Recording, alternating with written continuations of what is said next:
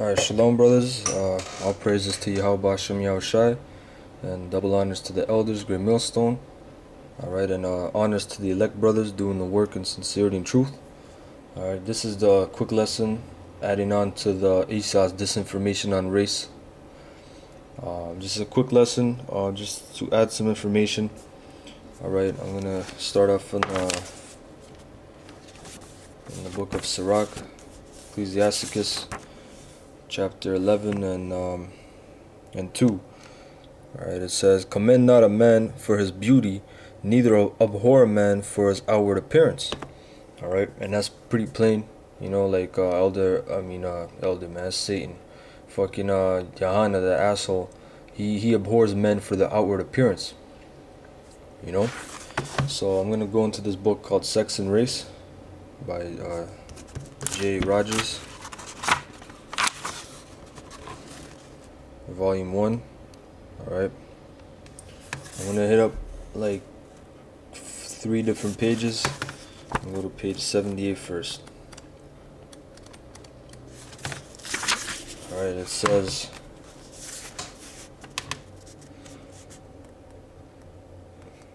as might be expected, however, there is or was some prejudice against Afro-Americans. Racial conditions were proceeding harmoniously until about 1912, when it was reported that the 25th Infantry Negro was coming to Hawaii.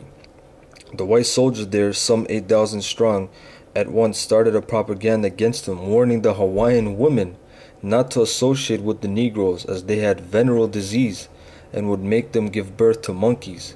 When the Negro troops arrived, they found a chilly reception, but since the Negroes were good spenders and good lovers, the situation quickly changed. This caused several riots with the white troops. The Negroes were finally removed. So you know they planted their seed there.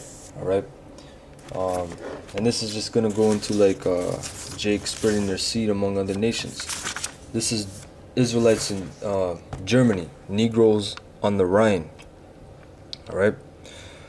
It says, in this matter of race mixing on the Rhine, the important questions was, did the German masses and the German women themselves think about the colored troops, especially those women who of their own will became the mothers of several thousand mulattoes? So hold on, here's a photo, an image right here. It says, a study in black and white from pre-Hitler Berlin. Alright, so hold on, it said they gave birth to several thousand mulattoes, man. Which there's no such thing as a mulatto.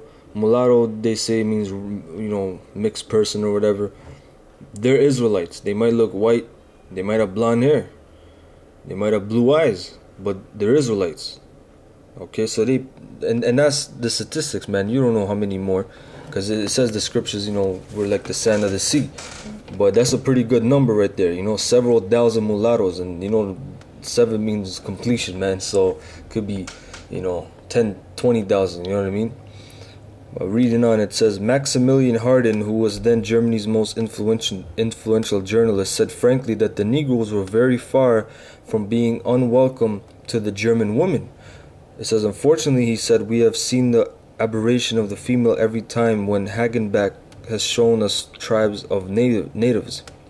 Everywhere the German women followed the black and yellow men, pestering them with love letters.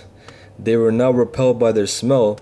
On the contrary, they found it a special stimulus. You know, like a man that's sweating and all that. These white women, they like that shit, man.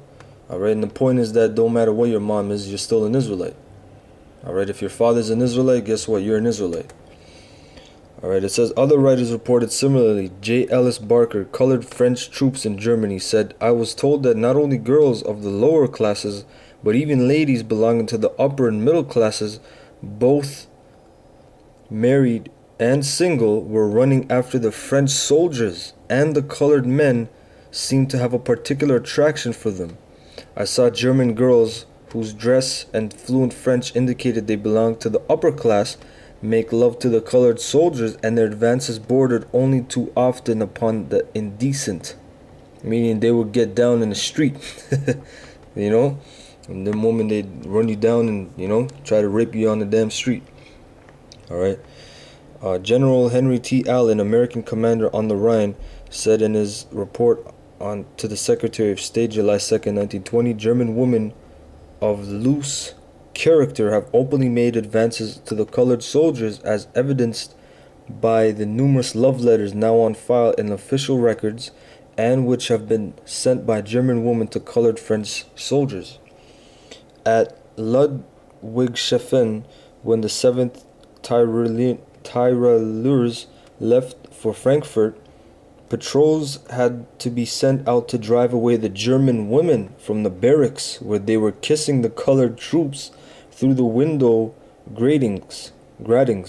I was told that the German police and the French authorities in the occupied districts found it very difficult to prevent the German women from pestering and pursuing the colored troops.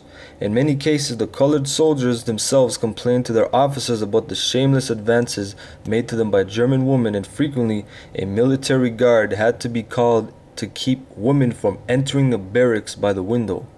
Many white women find themselves alluring in entering into close relations with blacks. This we have been able to verify when members of Negro tribes were placed on exhibition in Germany. At the time of the Industrial Exhibition in Berlin, for example, it repeatedly happened that Negroes on the exhibition disappeared for several days, and it was town talk that women of good society had been entertaining the Negroes. Similar things have happened in cities in all parts of Germany, and especially in Hamburg. Okay, and here's some photos. An Afro-American in Germany, his wife and child, and the latter's aunts and grandparents. Alright, so you see, and look at the child. The child looks white, but that's his father, that's his mother.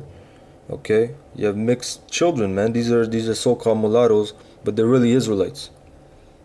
Alright.